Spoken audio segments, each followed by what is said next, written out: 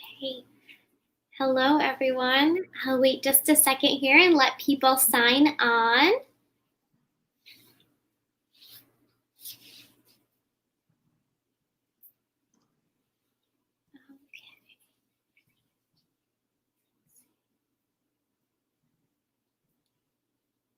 Okay, it looks like we have some people starting to sign in, so we will go ahead and get started.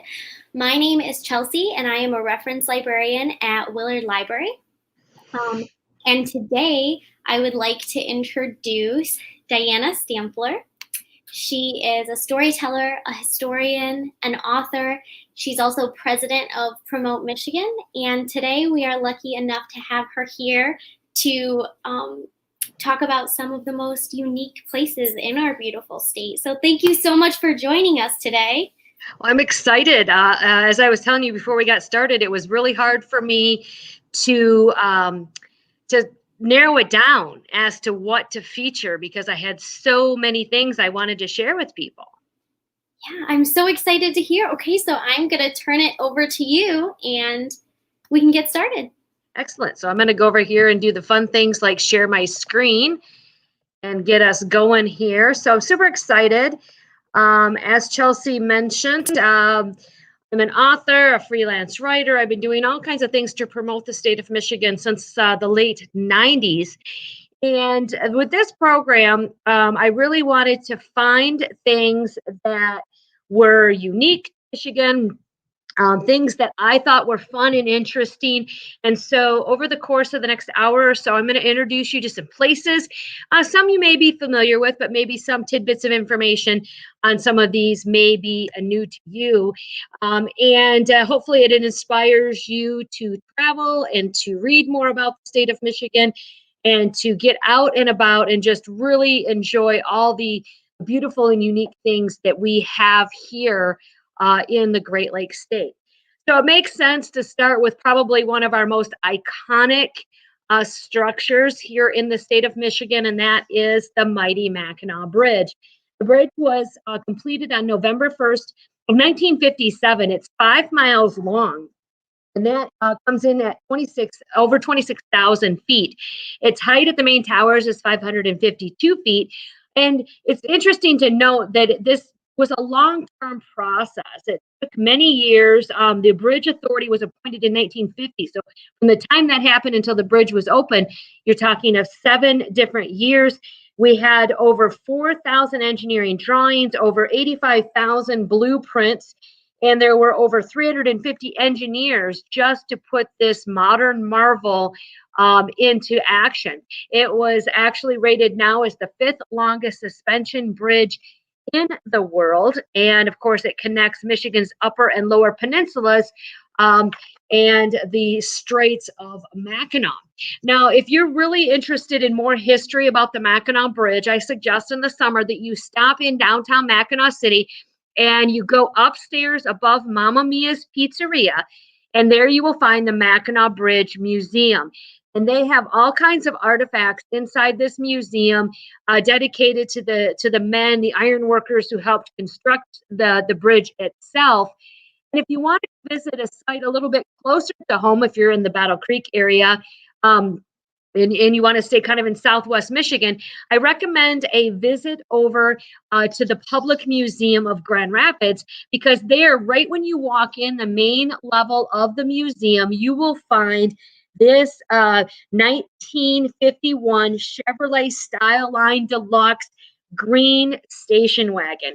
And this was the very first car that crossed the Mackinac Bridge in 1957. It was driven by a Chicago man named Albert Carter, and he actually used this car as the first for many things. He made the first round trip on the International I-94 between Chicago and Detroit. He traveled on many of the Chicago area expressways for the very first time. And in fact, when this car hit 300,000 miles, he wanted to dump it in the Straits of Mackinac, but they wouldn't allow him to do that, of course. So he was able to donate it to the museum, and it became one of the artifacts on display at the Public Museum of Grand Rapids, which is right there off of 131 at Pearl Street. And while we're talking about cars, of course, we have to talk about Michigan's auto leader, and that would be Henry Ford. And the Model T was actually produced between October 1st of 1908 and May 26th of 1927 in Dearborn. It was the first affordable car for people to drive. And of course, we have much fancier cars today, but you can learn how to drive a Model T Ford if you go up to the Gilmore Car Museum in Hickory Corners. And during the course of the summer, they have their Model T driving class. You learn how to drive this. It operates with 3 foot pedals. There's no gas pedal, but there's 1 hand lever and 2 hand controls on the steering wheel. And while you're there, they'll let you drive around their historic complex there and learn how cars operated in the early 1900s. Now, you must have a valid driver's license in order to participate in this program, or at least a driver's permit. But what a fun experience. I have not had a chance to do it myself, but it's on my bucket list. So maybe I'll get that in coming up in 2021. If you're heading out and looking for great road trips, this is one of the best. This is the Pierce Stocking Scenic Drive, and it's located in Leelanau County. And it's a 7.4-mile scenic drive, which travels out to a beautiful overlook. And this covered bridge was built by Pierce Stocking himself in the 1960s. Pierce Stocking was a local lumberman. He built many roads in this area. He was an avid outdoorsman. He loved nature. And he wanted to build a roadway that would take people out to the bluffs overlooking what is now the Sleeping Bear Dunes National Lakeshore to see the beautiful shoreline there. So the bridge was built originally in the 60s and was rebuilt in 1986. It actually was consumed by porcupines and had to be reconstructed. But it is a beautiful covered bridge, and it's one of about 13 historic bridges that operate, that are still in existence in the state of Michigan. Now, the next 2 slides are actually going to show you 2 of my absolute favorite places and favorite things in the state of Michigan. Now, I was born and raised not far away from Battle Creek. I was born and raised in Plainwell, and we had the US 131 drive-in, but I was young and it was closed by the time I was old enough to drive and get out there. So the first drive-in experience I ever had was at the Capri Drive-In in Coldwater. And this was opened up in 1964 and operated by John and Mary Magos. And it is still owned and operated by their son and daughter-in-law. They expanded it from 1 to 2 screens in the 1980s. And in the summer of 2001, they were named one of the top 10 drive-ins worth a detour by both USA Today and the New York Times. Now, several years ago, I took a friend who was visiting from the country of Jordan to the drive-in theater down there, and he went back thinking he could open up one in the desert there in the Middle East. I thought that was kind of interesting. Another one of my favorite places, kind of love this era, is the Dog and Suds in Montague. And this operated and is still also owned by the second generation family. The first Dog and Suds opened up in Illinois in 1953, and at its height, there were over 650 locations around the country.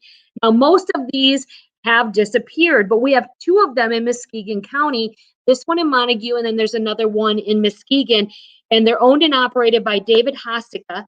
And I tell you what, there is nothing greater than sitting outside at the drive-in, having either a burger or a hot dog and a frosty mug of homemade root beer from the Dog and Suds. And this is another one of those experiences that I always introduce my kids to early on in their childhood, just because it's such a family experience and creates so many great memories for everyone involved. Now, this next one is an interesting one, not necessarily a place, but something you may not know. The next time you walk down the street, look down at the manhole cover where you're at and see if it shows East Jordan Iron Works. East Jordan, which is just south of where I live now in Walloon Lake, has been producing manhole covers and other ironwork items for roadways and such since the late 1800s. And it was interesting because as I travel outside of the state of Michigan, whether it's places like Florida or even places in Canada, we often will go and inspect manhole covers in those areas just to see if they were manufactured here in Michigan at East Jordan Iron Works. And it's usually a pretty good chance that what we're seeing, they're actually the largest producer of manhole covers in the world, based right here in northern Michigan. Now, another one of my highlighted things is to head out and take road trips. And here in the Great Lakes, we have so many opportunities. The Great Lakes Circle Tour was established by the Michigan Department of Transportation back in the 1980s. Lake Superior was actually the first Great Lake to have a circle tour route. And then Lake Michigan came in 1987, and then followed by Lake Huron and then Lake Erie.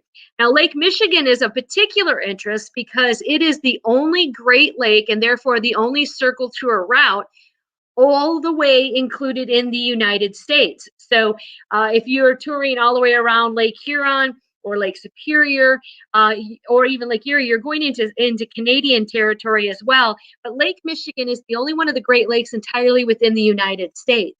And the route itself is about 1,100 miles, and it travels through 4 states, and it is just a treasured route. I love getting on the circle tour. And this year, actually, I was able to drive parts of the Lake Huron, the Lake Michigan, the Lake Superior, and the Lake Erie routes during my travels in the Great Lakes region.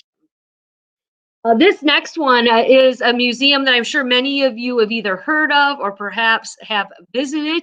I have known about it for over a decade, and finally got my way there this past fall, and that is the Top of the Lake Snowmobile Museum. And it opened up in July of 2007, ironically opening up in the middle of the summer, even though it's dedicated the snowmobiles. It's located right on US 2 in Nobbin Way.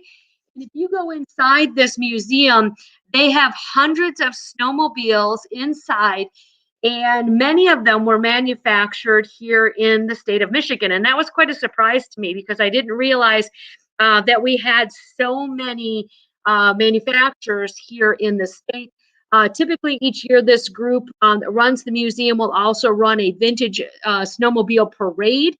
Of course, a lot of our events are being postponed this year, so I'm not certain that that one will take off. But a very unique museum to visit in the Upper Peninsula. Okay, how many of you grew up with a carom board in your house? My grandparents had them. We had them.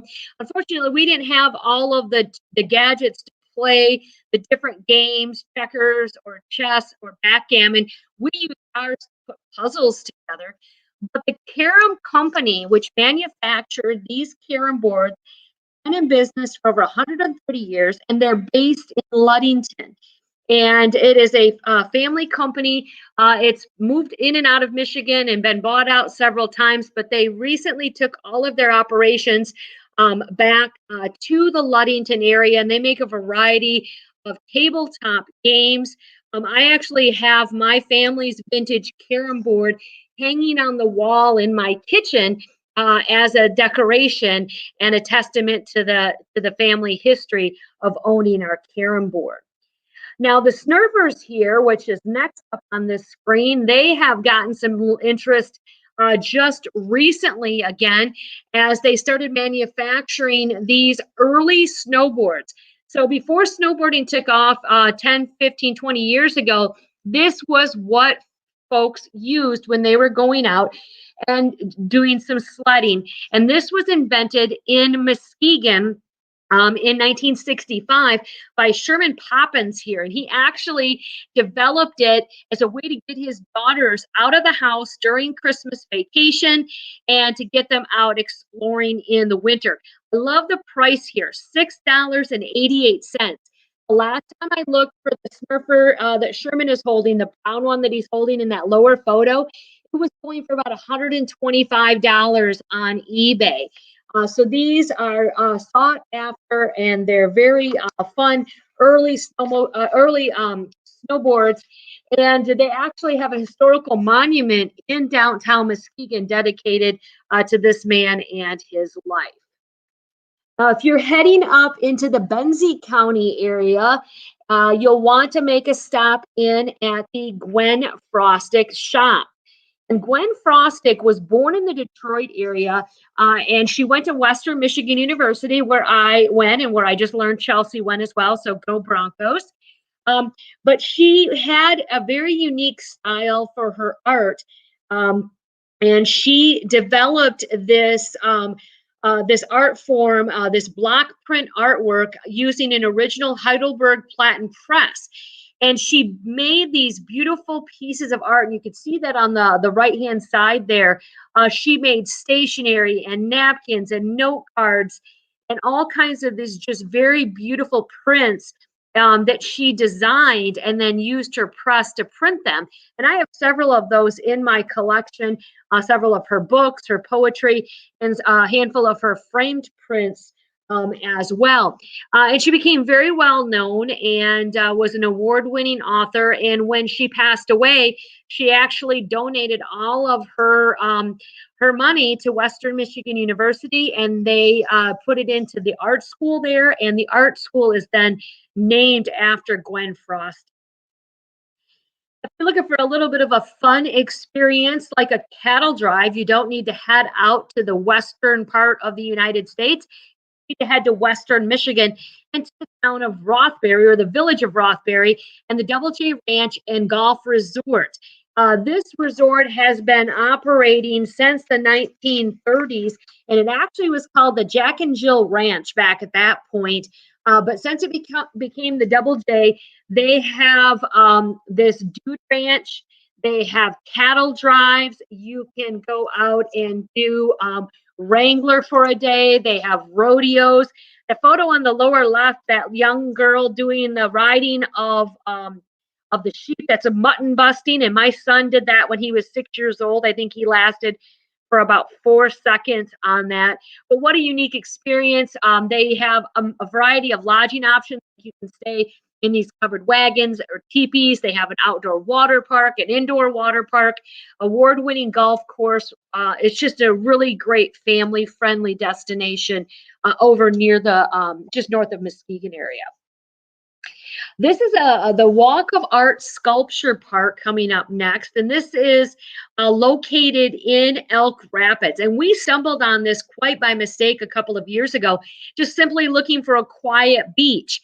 And it is in just north of downtown Elk Rapids in the Elk Rapids Day Park. And if you go in, there are all these sculptures and pieces of art literally on the beach right there along the Lake Michigan shoreline. There's a pavilion, there are restroom facilities and picnic facilities there as well. But you can go in and take a look at all of the art. It's a kind of a hidden treasure right there in the Elk Rapids area. And we found that there were very few people when we were there, and we got a chance to watch sunset at the end of the day right there on a beach, almost a private beach to ourselves while we were there that day. Now, also thinking of interesting artwork and sculptures, if you're headed up to the Upper Peninsula near Marquette on M28, there is Lakenland. And for over 25 years, Tom Lakenland here has built more than 100 sculptures from scrap pieces of iron. It's a 37-acre park. It's open up 24 hours a day, 7 days a week. You can snowmobile through this area in the winter. It's been noted as the coolest unofficial roadside rest stop in the state of Michigan by the Detroit Free Press. And in addition to the sculpture trail, there's a timber frame pavilion, a picnic ground, entertainment stages, fishing pond, and also access to the North Country Trail. And I've been there a couple times. In fact, the first time I went was on snowmobile. And it is really just kind of an interesting little place. And this guy's put his heart and soul into building these unique sculptures there right outside of Marquette. A new attraction in Michigan is the Whiting Forest and their one-of-a-kind elevated canopy walk, and this is at the Dow Gardens in Midland. I had a chance to go and visit there a couple of years ago, right after it opened. And this Whiting Forest has 3 miles of trails, and 1.5 miles of that are ADA accessible pathways. There are bridges and boardwalks and children's playgrounds. And this elevated walk is 1,400 feet, and it takes you up 40 feet high and allows you to look out over 54 acres of trails. It really is just a really unique and beautiful experience. It's open year round. However, in the winter and on rainy days, it is dependent because they don't want anyone slipping out on the trails if, or the pathway there if it happens to be wet. One of our top attractions in the state of Michigan, of course, is the Frederick Meyer Gardens and Sculpture Park in Grand Rapids. And one of my favorite parts of that, in addition to the children's garden and the new Japanese garden and the farm garden, is the American horse. And this was constructed. A sculptor came in and actually built an 8-foot bronze, smaller version of this, which is on display as well. And then translated that into this magnificent 24-foot scale of an American horse. And it was brought in as part of the Da Vinci Discovery Center of Science and Technology. And if it doesn't seem like it's that big, just looking at it in the picture, you really need to go out and stand next to it. You can walk underneath the horse. It is that huge and really just a beautiful bronze sculpture out there at the gardens. Now, here in Michigan, we like big things, right? We like the big Mackinac Bridge. We like the big horse. And of course, we have the largest crucifix in the world. And this is the cross in the woods in Indian River. And it has become one of the most famous and frequently visited shrines in Michigan. And it is a part of an overall religious site there. They have several shrines, a shrine to St. Francis, Our Lady of the Highway, and several other shrines on site. They have church services regularly. They have a nun doll museum there. And then they also have the Holy Stairs. And so the steps there at the back that lead up to the crucifix and the bronze sculpture of Jesus is representative of when Jesus had to climb 28 stairs leading to the throne of Pontius Pilate.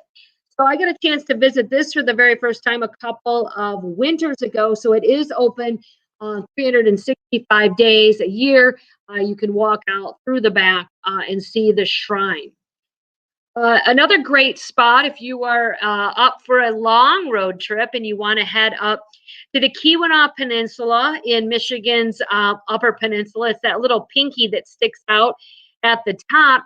And there is a wonderful place there called the Jam Pot. And I got a chance to go there a couple of years ago and meet with Father Basil. That's the gentleman in the upper photo there. The monks actually live across the street. They have a beautiful house and gardens and places that you can visit. You can actually go and stay with the monks if you make prior arrangements. It's located right on Lake Superior. And they harvest local fruit, and they make jams and jellies and all kinds of delicious baked goods. And they're open during the summer, but they do a large mail order during the holiday season.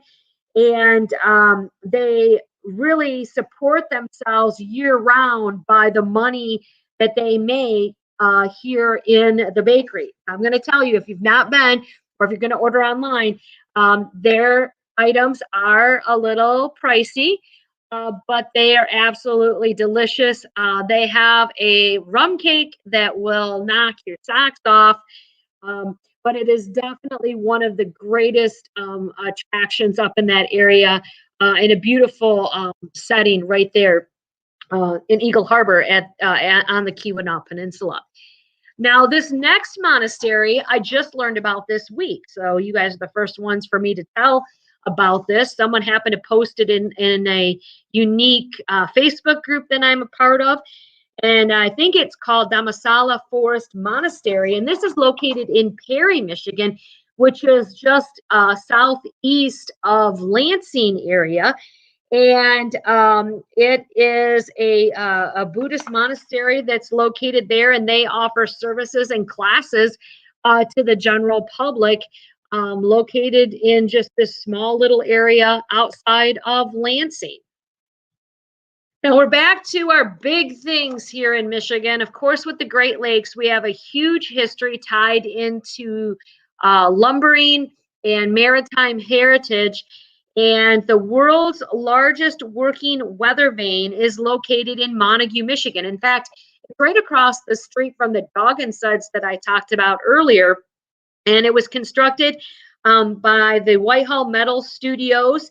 And it is a functioning weather vane. It's 48 feet tall with an arrow 26 feet long. And on top of that is the schooner, the Ellenwood, which was a schooner that frequented in the White Lake area between Montague and Milwaukee in the early lumbering days of that area. A lot of the lumber to rebuild Chicago after the Great Fire came from this area of Montague as well.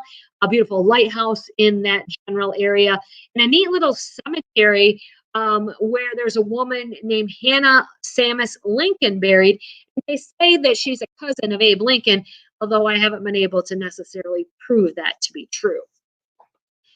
I assume this is a place that's probably familiar to many people. This is the historic fish town in Leland. And this is a beautiful little area, not far from that Pure Stocking Scenic Drive I showed you earlier. And these are historic shanties.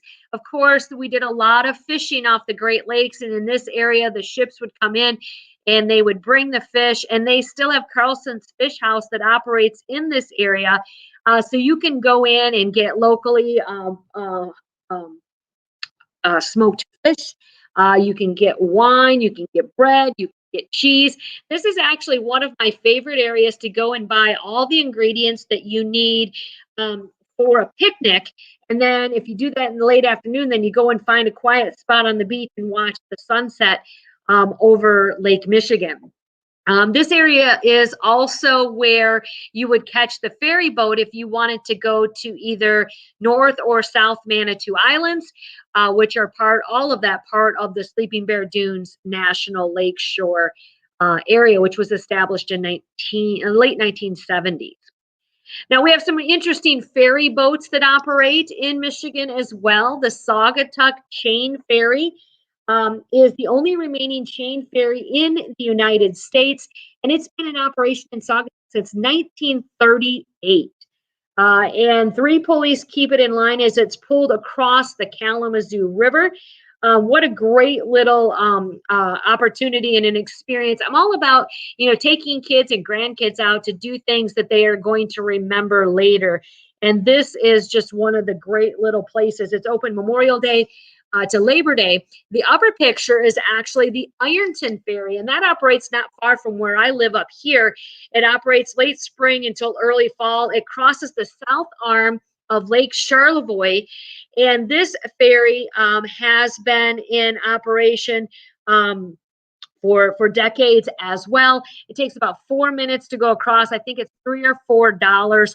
And when you come in off of the side on M66, there's a great little restaurant there called The Landing, and they actually have boat up spots where you can bring your boat up, dock, and then stop and have lunch or a beverage, or you can, past year, they were bringing takeout to your boat, and you could sit on your boat and enjoy your meal as well.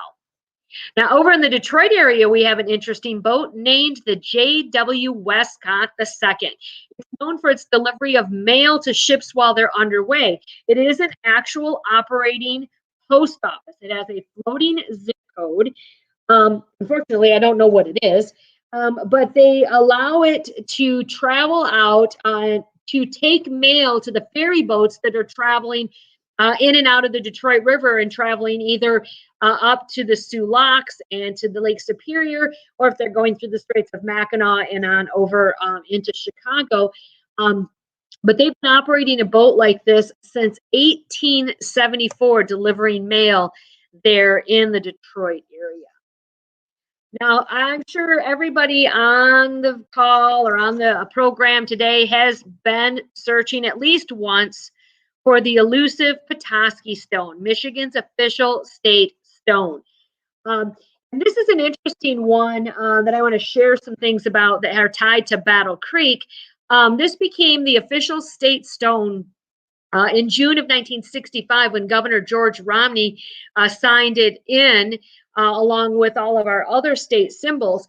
And these are actually millions of years old. They're fossilized ancient coral, unique to our part of the Great Lakes region. They're found anywhere really from Traverse City up to the Straits of Mackinac.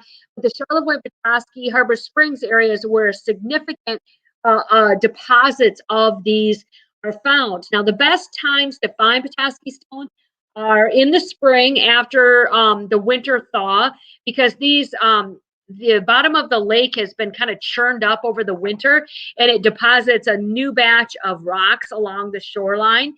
Also after storms. So if you have a summer storm, it's a good time to go out and look for the Petoskey stones as well.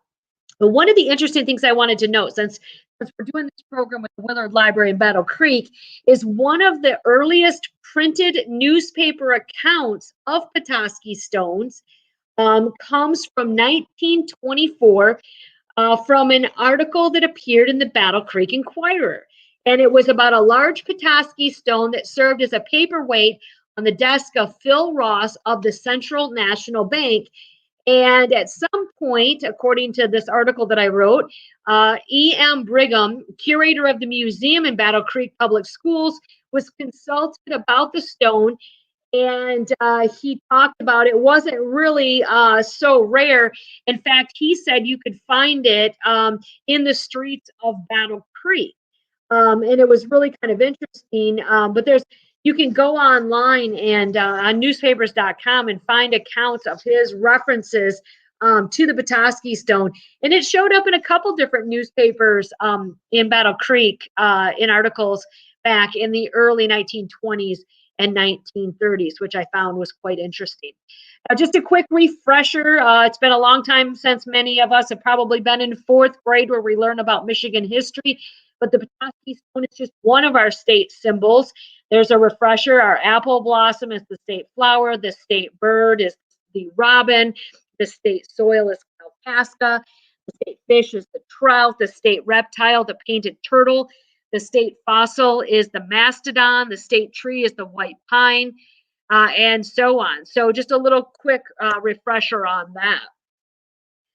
So this is another interesting monument, and this one I have particular interest in.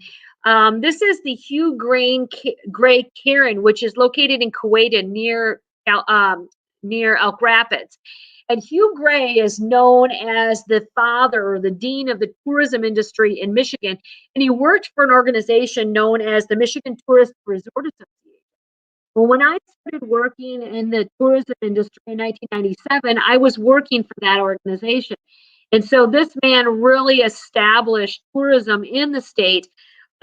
This cairn was erected in 1938, and it has a stone in it from every single one of the counties in Michigan. And I just noticed that as we look there, right above his picture, I can see Calhoun County right there on the main front of that cairn, which is pretty interesting.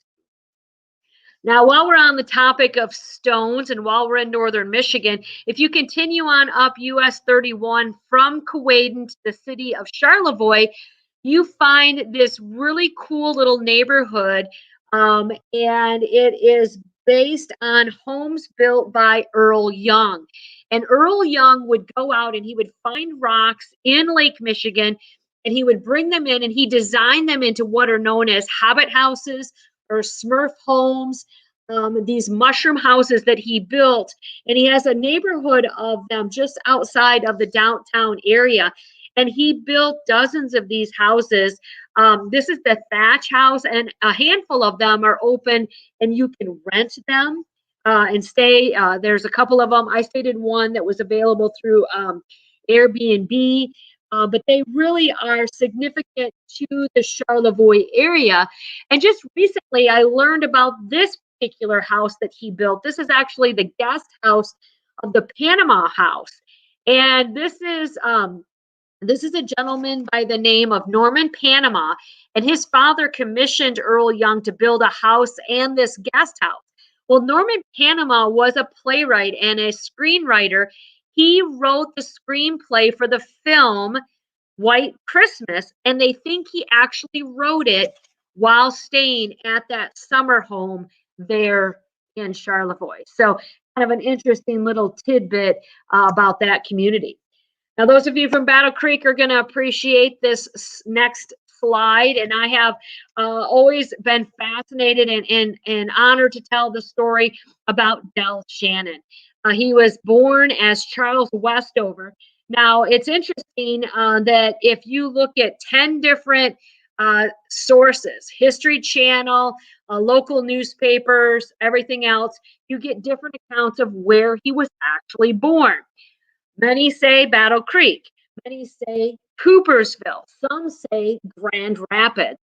I believe he was actually born in Battle Creek and then moved to Coopersville as a young child, but he actually got his start, his very first singing of his best known song, Runaway, was at the former High Low Club in downtown Battle Creek. And so you have this historical marker photo there, which talks about that song. And he went on from there to sing it on American Bandstand, and then it became a chart hit and sold over 6 million copies. The other historical marker there is the one in Coopersville. Now, they have a museum there that has some stuff about Del Shannon. And if you stop at McDonald's in Coopersville, they have Del Shannon stuff all over inside that McDonald's as well. Now, in my earlier years, I worked at a radio station in the Plainwell and Otsego area. And our news director was actually friends with Del Shannon and was one of his earlier managers during his time in Battle Creek. So that was always a fascinating thing for me. And anytime I'm in the car and Runaway comes on, even if I've told the people with me in the car 100 times, I'd be sure to tell them again that Del Shannon was from Michigan. So we are a big state when it comes to music, and a lot of that centralizes in Detroit, in Motown. And this is Hitsville, USA, Motown's first headquarters, the Motown Museum, established by Berry Gordy in 1959, and it was converted for use as an administrative building and studio. This is one of the museums, and also I haven't had a chance to get to visit quite yet. But this is where you have a lot of the early Motown. This is where people like Stevie Wonder, who was from Saginaw, got his start. The Temptations, Diana Ross, Aretha Franklin, all came through Motown and the record company that operated there in Detroit. Now, I live in Walloon Lake currently, and if you know anything about the Walloon Lake history, we have one very famous summer resident who spent 22 summers of his life here, and that was Ernest Hemingway. He was born in July of 1899 in Oak Park, Illinois. His family had just purchased some property on Walloon Lake, and they began building a house immediately afterward. And he made his first trip to this area when he was just 3 months old. And he ended up coming back here with his family and sometimes by himself every summer for 22 years. He was married nearby in Horton Bay the first time he was married. And many of his stories in the Nick Adams stories, which were actually published after his death in 1972, are set in the Walloon Lake area. And Nick Adams is kind of Hemingway's alter ego. And many of the accounts and many of the people featured in these Nick Adams stories are based on his experiences here in northern Michigan. The Michigan Hemingway Society hosts a conference every fall. And this year, Walloon Lake is calling for a Hemingway homecoming. And we have a variety of activities that will be taking place throughout the year, particularly over Labor Day weekend, which is the centennial of his wedding to Hadley Richardson in Horton Bay. So we'll be doing a lot of fun stuff tied into that coming up this year as well. So I'm pretty excited about this one. This is another one top on my list. But if you didn't know, The Wizard of Oz was written by a man by the name of L. Frank Baum. And he summered in Macatawa near Holland. And it is believed that it was during his summers there that he wrote his most famous book, The Wonderful Wizard of Oz.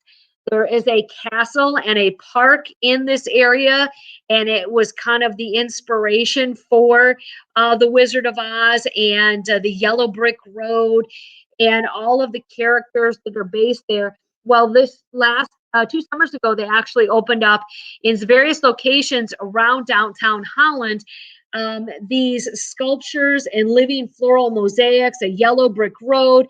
So you'll find them in downtown Holland in Centennial Park, also at the Herrick Library, and they really just do a lot to celebrate his connections to West Michigan and the Wizard of Oz in its ties. So I'm sure many of you didn't know that the Wizard of Oz was actually written in Michigan. And next we have the Fairy Doors of Ann Arbor. What a fun and whimsical thing to do when you're walking through many of the downtown businesses. There's about 10 of these located with these tiny little fairy doors and these little histories. It's called Urban Fairies. And they have a website and a map and a list of where all the fairy doors are created. And it's just a really fun thing, even for adults to find these as they're going through downtown Ann Arbor. They were actually created by a man, a fairyologist he's called, Jonathan Wright, and he has been building these up around the Ann Arbor area since the 1990s. Here's another one that many people may not be aware of, but the classic Raggedy Ann doll was first manufactured here in Michigan. It was made in Muskegon, and it was manufactured at a soft, non-breakable toy company. This is the early Raggedy Ann as she looked, and this one is on display at the Muskegon Heritage Museum, which is located in downtown Muskegon. Almost 90,000 Raggedy Ann dolls were handmade in Muskegon from 1918 until 1926. And they've done a lot to really promote this tie to Michigan and the Raggedy Ann doll there. One of my favorite places to stay in northern Michigan is, of course, the Grand Hotel on Mackinac Island. And it first opened up in 1887 at 660 feet. The front porch is the world's largest. The hotel has 332,500 square feet. And some of the more notable things about the hotel are that 2 films were shot there over its history. This Time for Keeps, starring Esther Williams, was filmed in the 1940s. And in fact, the swimming pool, which you can see there in the front, was named for Esther Williams. And then in 1980, Somewhere in Time, starring Christopher Reeve and Jane Seymour, was filmed there at the hotel and at various other locations on the island, and even over on nearby Round Island, which is home to the Round Island Lighthouse. Now, if you're looking for a place to escape and see the stars, I love looking up at the stars and doing stargazing or the northern lights and whatnot. We have the Headlands International Dark Sky Park, which is located southwest of Mackinac City. And this is one of two dark sky parks now in the state of Michigan. It was rated one of the top in the country. It's been around for about 10 years. And a dark sky park is established in an area where there is minimal light pollution so that you can really get out there and observe the constellations, the stars, the Milky Way, the northern lights. And Headlands is open year round, and there are also several hiking trails through that area. We had a new dark sky park established down in Cass County just about 2 years ago, the Dr. T.K. Lawless Park in Cass County there. Now, Michigan has over 100 state parks, and one of the newest of those is the Belle Isle State Park. In fact, it was the 102nd state park established in 2014 on a lease with the city of Detroit. It is 982 acres, and it is situated in the Detroit River between the United States and Canada. And it has just a variety of beautiful venues located on it: the Belle Isle Aquarium, the Anna Scripps Whitcomb Conservatory, the Dawson Great Lakes Museum. There's a nature center. They have a golf range. They have a beach. They have the Detroit Yacht Club out there. It is just a beautiful attraction. But because it is a state park now, you do need a state park pass to get into or out onto Belle Isle. Now, another one of our more unique state parks is located in Michigan's Thumb area. It is the Sanilac State Park, the Petroglyphs Historic State Park. Now, petroglyph is a rock carving, especially a prehistoric one, and they uncovered all of these very interesting in early Native American carvings in stone. They now have a pavilion over the top of it because too many people were touching it. The elements, the weather, and whatever was starting to impact the quality of these petroglyphs. But this is the largest collection of Native American petroglyphs in Michigan, there in Sanilac County. Now, if you make your way a little bit further north, we have another great state park viewing area, and that is the Pigeon River viewing area. And this is one of two free-range elk herds in the Midwest and the largest tract of wildland in the Northern Peninsula where they have wild roaming elk. And you can actually pull up a map through the DNR website here, and it'll show you some of the viewing areas where you can go out, and particularly in the fall during the rut, where you can sit and often hear the bugling of the bulls out there. And Michigan's elk population was all but decimated at one point, and they have been slowly bringing it back. And now we have probably close to anywhere between 800 and 1,500 elk now here in the state of Michigan. A few years ago, I got a chance to tour one of Michigan's 20 historic forts located in Detroit. Quite an interesting setup. It's the historic Fort Wayne, and it was the third compound built at Fort Wayne after the Revolutionary War. It's a 96-acre site along the banks of the Detroit River, and it's just a stone's throw from Canada. And they have been working over the last few years to restore many of the barracks and other historic buildings that are located. But you can go and take tours and go in through some of the compound areas of historic Fort Wayne and learn about some of this very early history in the Detroit area. I've twice tried to get this next attraction in, but the Great Lakes waters are temperamental at times, and you certainly don't want to be out kayaking in Lake Huron around Turnip Rock if the waves and the wind are not calm. This is a small geological formation in the tip of the thumb area in Lake Huron. It's the The land around it is actually privately owned, so you're not actually supposed to be walking around as these folks are doing. But it is a huge area for kayaking, one of the most scenic and most picturesque areas where you can go out and do some kayaking. And it was one of the 20 finalists in 2013 of the 7 wonders of Michigan. And I've always wanted to get out there. Maybe this summer the waves will cooperate a bit more.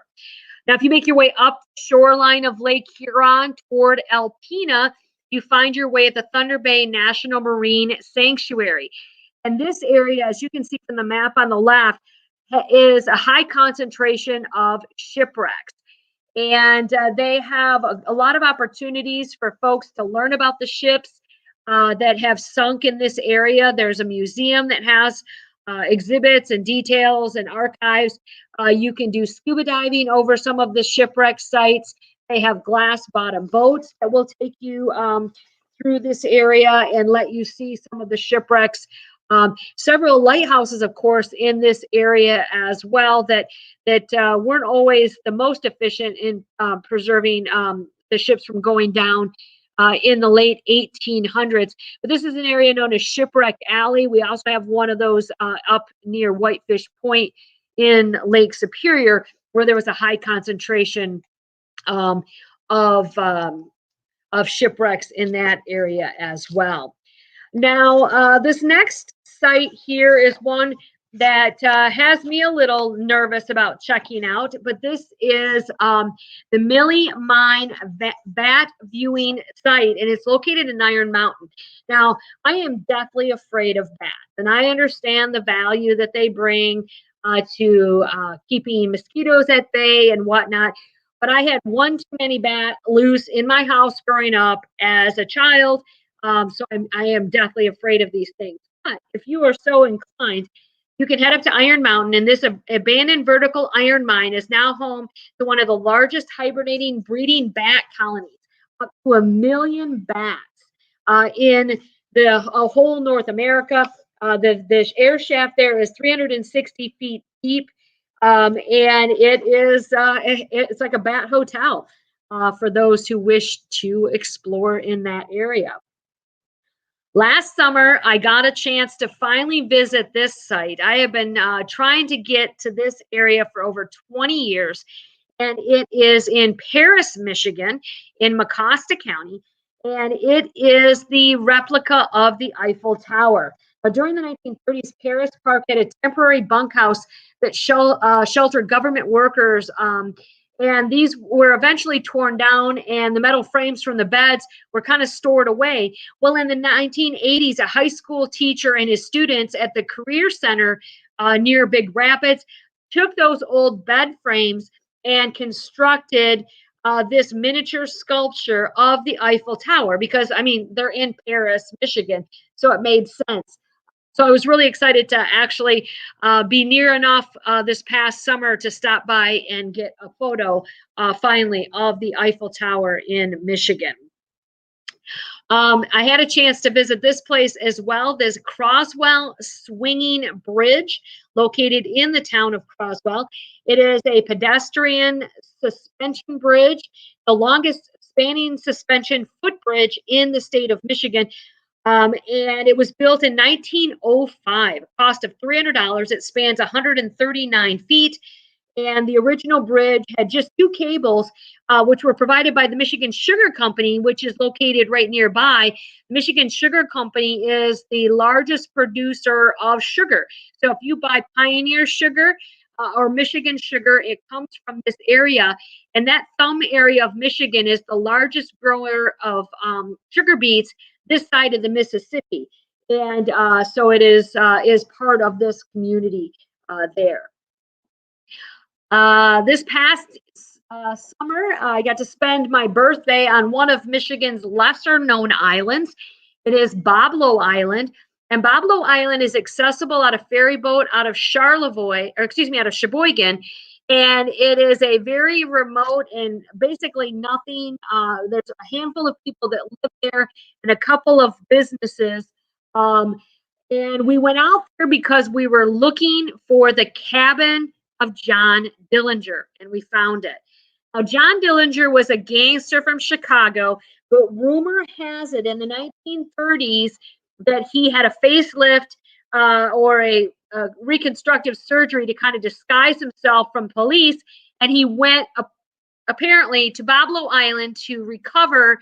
And there were 3 cabins that existed there, and he kind of hung out in one of these cabins until his face had healed. Well, there was another rumor that when he was, or conspiracy, I guess, that when he was shot and killed in Chicago outside of a theater there, that it really wasn't him, it was a decoy, and that he escaped to Boblo Island and lived out the rest of his life there. So we were intrigued by this story and had to go to Boblo Island and search for the cabins where John Dillinger once hid out. And we were very excited to actually find. If you head to the Upper Peninsula, you can outfit yourself with a Stormy Cromer. Well, I guess you don't have to necessarily go to the UP to get one, but the Stormy Cromer cap is a wool hat manufactured by the Stormy Cromer Mercantile, and they were started for railroaders. And George Stormy Cromer there on the left and his wife, he wanted them to keep his ears warm while he was working on the railroad. His wife manufactured them, and now they've become one of Michigan's most iconic products.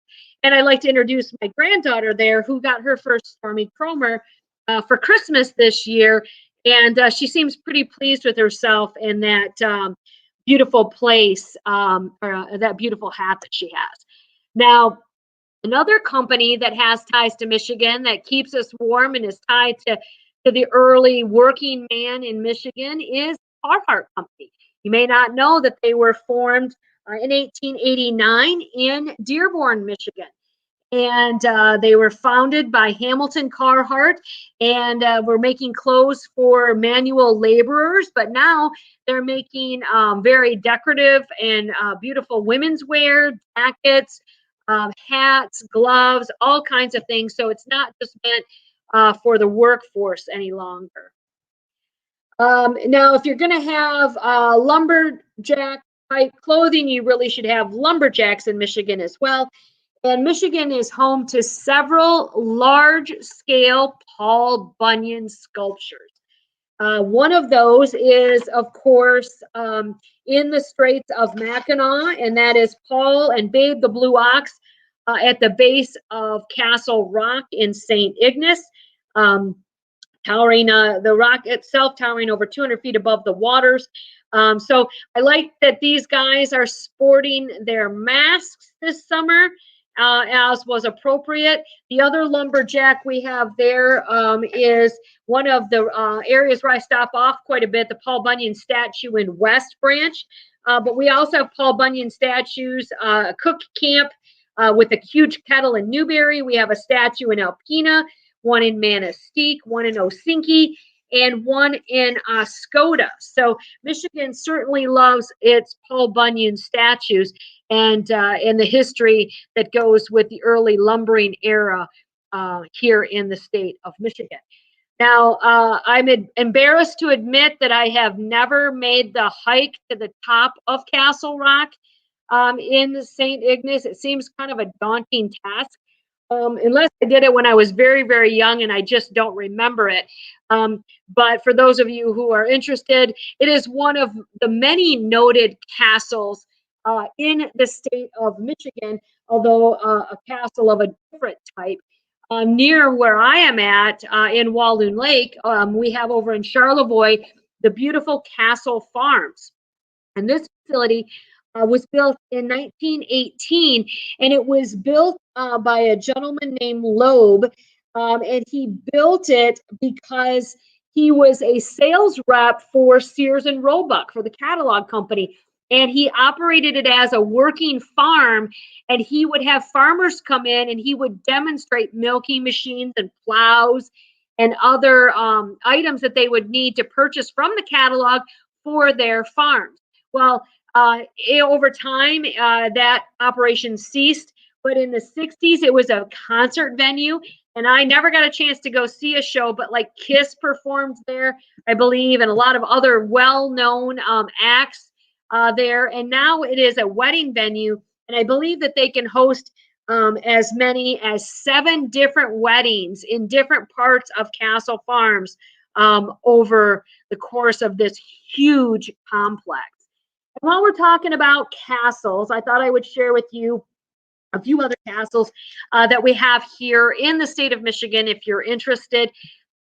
Here in the upper left-hand corner, we have the Henderson Castle, and that's in Kalamazoo. It is right downtown on West Main Street. It was built by Frank Henderson for his wife, Mary. Frank ran a regalia company where he sold uniforms and sashes and swords and shields and things for a lot of the men's clubs of the era. It is now a bed and breakfast and a French restaurant. It's a great place to go. Upper to the right of that, the yellow is the Curwood Castle. James Oliver Curwood, one of America's foremost authors of adventure novels, had that built in 1923. The lower left, we have the Castle Museum of Saginaw County.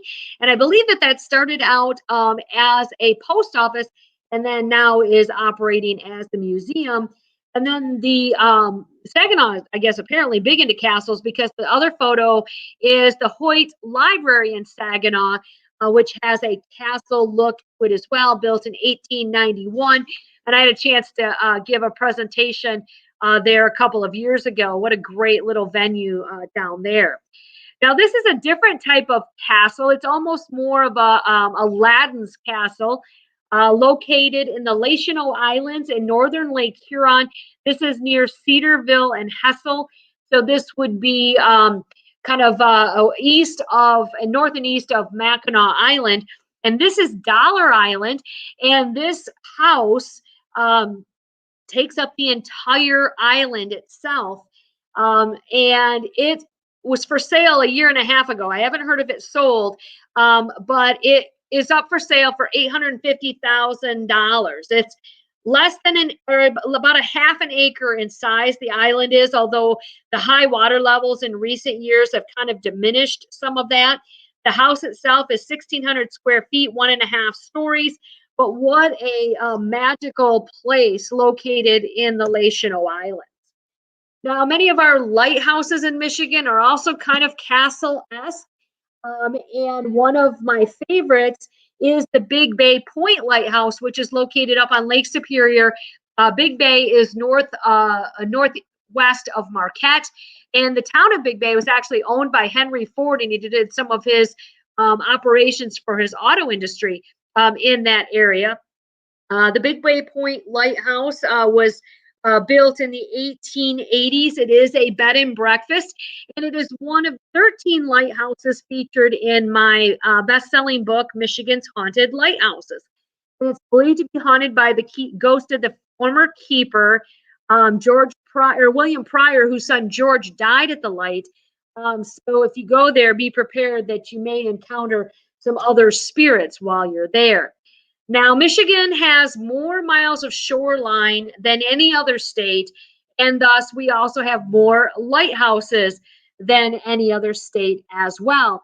And this shows you about the 120 or so lighthouses that exist around the Great Lakes shoreline in Michigan. The photo listed there, shown there, is Fort Gratiot. That's in Port Huron, and it is actually Michigan's oldest lighthouse. It's still active, dates back 1825. Now, Michigan also is home to a Guinness World Record Fire Hall, and it's located in Manistee, and it is over 130 years old. It is manned 24 hours a day, 7 days a week since 1889. It is the oldest continually active fire hall in the state of Michigan, and now also in the world. So Manistee has some great history as well. They've got these beautiful painted lady homes that are through that area. They have the historic Ramsdell Theater, and their fire hall is worth a drive-by if you're in that area as well. In Traverse City, we have one of my favorite destinations as it is now. I wouldn't claim that back when it was the Traverse City State Hospital or the Northern Michigan Asylum, as it operated starting in 1881. So this was built up over a large parcel. This is what they call Building 50. It's a quarter mile long. And then there are several other outbuildings that you can see here for this insane asylum. And so they had different buildings for different things. There was a tuberculosis ward, there were men's quarters and women's quarters, and different facilities for different types of people. And this operated until the 1980s. And at one point, they were talking about demolishing the whole thing. They were going to bulldoze the whole place down. And in the 1990s, a man came in and decided that he was going to preserve it. And they have been restoring bits and pieces. And so Building 50, I think, is pretty close to being done. They have restaurants and offices and condos and just all these beautiful spaces. There are event spaces, there's senior living. If you look back toward the water tower back there, this was an all-inclusive asylum, meaning that they had their own gardens, their own farm, they had laundry facilities, and they've taken different parts of these buildings and turned them into new uses. So the old fire hall is now a pizza place.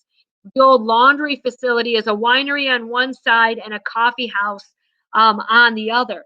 And it is just a beautiful facility. I think they have a couple Airbnbs that you can stay in. You can buy a condo there. I've taken tunnel tours through the facility as well. It's just a beautiful area. And one of the places that you can walk to, not far from the hospital, back near some of their barns that are located off premise, is the gravesite of Traverse Kalantha Walker. And she was a world record cow that lived at the asylum, and she provided, as it says here, milk for 9 lactations. And they were able to get more milk from her than the rest of the herd in any given year.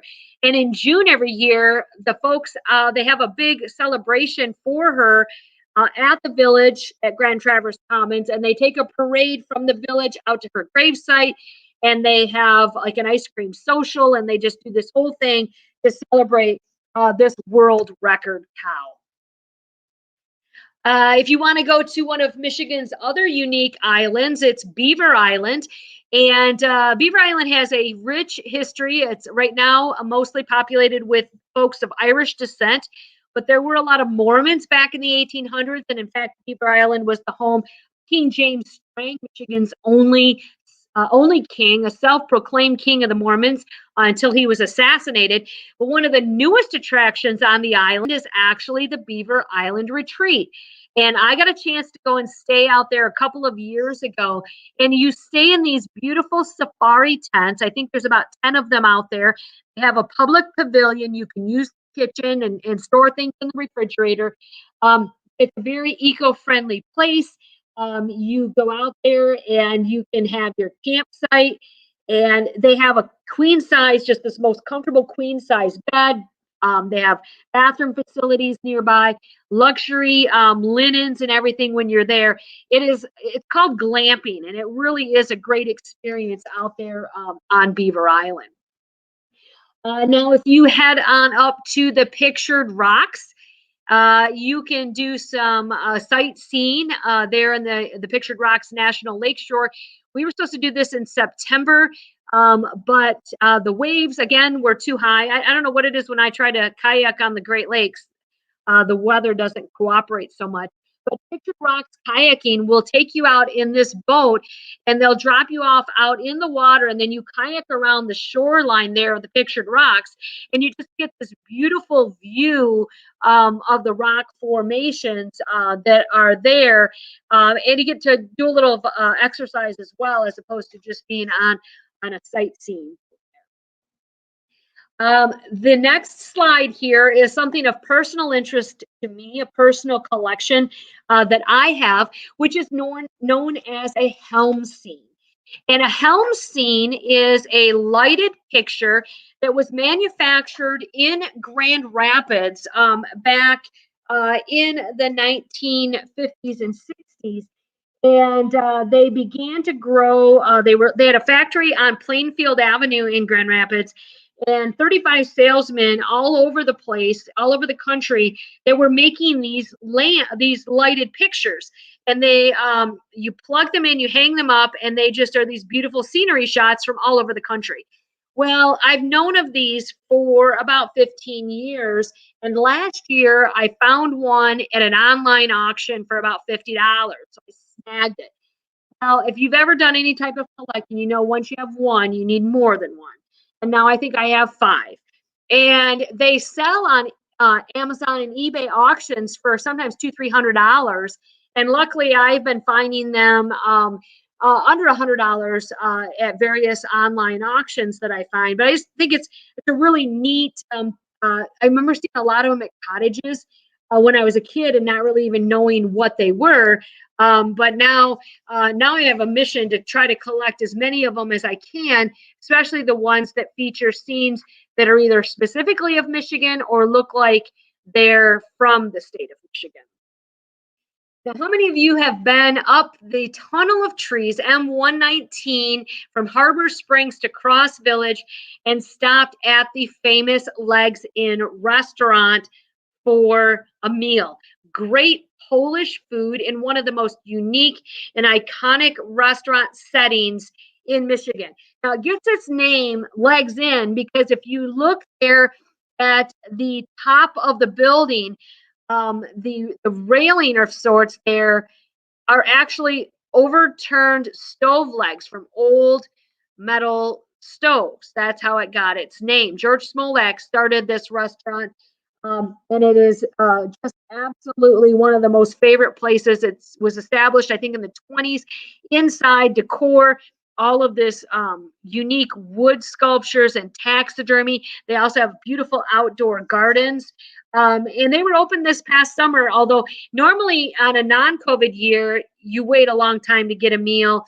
It was twice as long if you were trying to get into Legs Inn this past year. You can't talk about uniquely Michigan places without identifying the most unique place in the state of Michigan, the Yoopers Tourist Trap.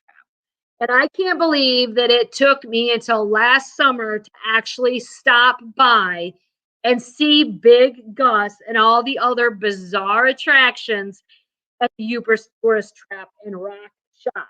Now, it is recognized as traditionally probably one of the top roadside attractions in the country. If you have not had a chance to go in and check it all out, these are some of the more modest sculptures and pieces of artwork on display at the Tourist Trap, but always something that you must check out. If you're headed to the community of Holland to look at tulips, or maybe to look at the big red lighthouse or go to the beach, you must certainly stop by Windmill Island and check out the De Schwan Windmill. It is an authentic working Dutch windmill. It is the oldest authentic Dutch working windmill in the United States. And it was actually brought over from the Netherlands in 1964, and it was brought over in pieces, and they had to bring workmen over from the Netherlands as well. And it took about 6 months to reconstruct it inside of Windmill Island, and they put it together. But it does actually work, and they make flour, and then they sell the flour out of this area, and they have over 100,000 tulips in bloom during the spring through this area, which is really a small number of tulips considering there are about 4.5 million tulips that blossom in the community of Holland each year. Another more interesting attraction, probably many of you, if you're watching today from the Battle Creek area, are familiar with these next few because they're not far away from you there down in the Calhoun County and surrounding areas, and that is Michigan's ties to the magic industry.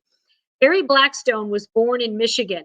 Marshall, Michigan is home to the American Museum of Magic, which has a wonderful array of artifacts, not only from Blackstone, but also from Harry Houdini.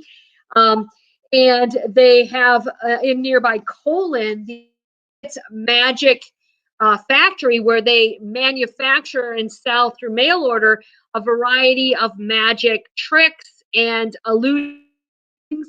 And so this whole general area just has this magic about it.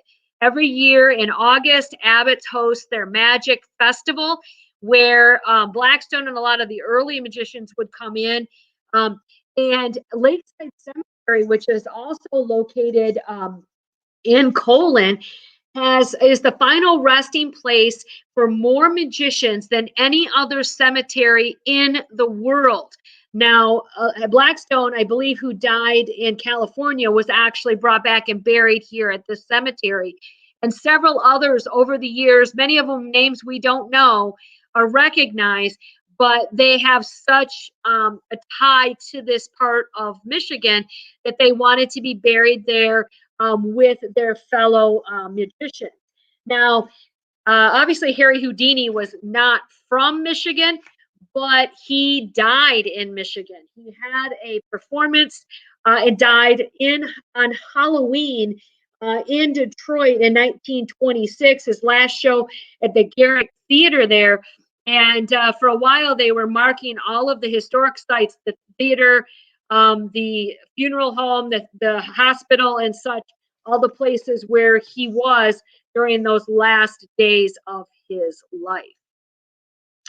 Just a couple more slides here, and then we'll wrap it up, and I'll open it up to questions or also ask you for some ideas on some places that maybe are unique to me. This is St. Julian Winery in Pawpaw, and this year they are celebrating their 100th anniversary. They were founded in 1921 by Italian immigrant Mariano Macconi, and he actually founded it in Canada, but then moved it to Detroit, ultimately moved it to Pawpaw. They're the oldest, longest running winery in the state of Michigan, and we have about 140 of them now. And they have over 100 different products. They make wine, they make spirits, vodka, rum, brandy, and it's all tied to back to 100 years ago when they first began this operation in Canada and then moved it into Michigan. And then finally, ending with a little question that'll take us into Q&A, but the pasty, which is comes to us as a mining food that was brought in by the Cornish in the Upper Peninsula. The miners would make, the wives would make these handheld meat pies with meat and rutabaga, onions, potatoes, sometimes carrots, in this flaky crust. And the men would actually keep it in their inner coat pocket, perhaps even a Carhartt coat, who knows. And they would keep it in their inner coat pocket near their chest so that it would stay warm, so that when they had their lunch or dinner break in the mines, that they would have a warm meal to sustain them during the workday. And my question as we end this program and move into the Q&A and discussion is, are you team gravy or are you team ketchup? Because there's a big debate about this. Apparently, I believe it is ketchup in the UP, and then they say the trolls, those of us below the bridge, are gravy people. And I guess if that's the case, that's true, because I prefer gravy. Although I found that in recent years, I also kind of like having sour cream, because you've got the meat and potatoes all in there as well. So just something to ask on there about it's a big controversy when you put it on Facebook and you ask people about pasties and gravy or ketchup. It draws a ton of attention and conversation, and people are very much one or the other. And with that, I'm going to wrap up and open it back up with Chelsea, and we'll see if there are any comments or questions. But I'd love to hear about other places that are unique that maybe I'm not familiar with, and always looking to travel and do more things here in Michigan. And I apologize for going so far over. Oh no, we still have so many people watching. They're loving it. I really think that I knew like maybe 10 of the places that you said. I figured I would know quite a few of them. And as I was watching, I was like, I had no idea. You know, we have so many unique places. Again, I could literally do 365 days of this and come up and still have plenty to go around. We just have some great history here, great products and great people.